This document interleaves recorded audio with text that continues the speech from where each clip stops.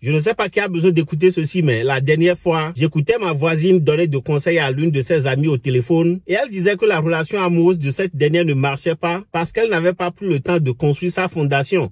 Je veux dire la fondation de leur amour. Et quand moi j'ai écouté ça, ça n'a fait que confirmer ce que moi j'ai toujours cru par rapport à ma voisine. C'est-à-dire, elle est sage. Et vous aussi, vous allez croire les mêmes choses, non? Mais voici ce qu'elle dit ensuite. Je cite.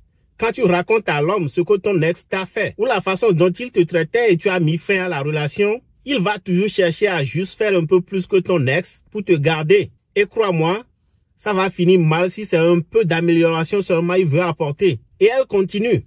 Tu sais ce qu'il faut plutôt faire? Dis-lui combien il n'est pas à la hauteur de ton ex. Dis-lui combien d'hommes riches tu as vus avant d'accepter sa proposition. Rappelle-lui tel il ne fait rien pour te prouver son amour alors que ton ex courait derrière toi du matin au soir, tous les jours. Dis-lui tout ça et tu vas voir, il va être très docile et très amoureux de toi.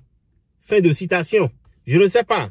Est-il venu dans votre tête en m'écoutant que les femmes nous exploitent, nous les hommes? Quand elle te dit « tu ne m'as jamais rien fait », ce n'est vraiment pas ce qu'elle veut dire, mais un moyen pour t'amener à donner plus que tu donnais avant. Quand elle dit « tu ne m'aimes pas », tu ne m'as jamais aimé, ce n'est vraiment pas ce qu'elle ressent. Elle sait très bien que tu l'aimes, mais c'est un moyen pour t'amener à l'aimer plus. Elle veut juste que tu deviennes fou. Et donc, quand elle dit que tu ne l'aimes pas, tu trouves un moyen pour lui montrer que tu l'aimes. Je ne sais pas ce que tu fais, mais je sais qu'elle prend. Et puis elle revient dire que tu ne l'aimes pas. Tu trouves encore un autre moyen pour lui montrer que tu l'aimes. Elle prend et elle revient répéter les mêmes choses. Et moi, je me demande, pourquoi ne pas dire, chérie, je sais que tu m'aimes. Et je sais que tu as fait beaucoup pour le prouver. Mais il y a telle ou telle chose que nous devons améliorer. Hein? Les femmes, pourquoi ne pas parler comme ça? Et vous êtes là à dire, « Oh, mon mari ne m'aime pas. Oh, ça fait très mal. Oh, y a-t-il quelqu'un ici pour m'aider? Oh, ma maman. » Really?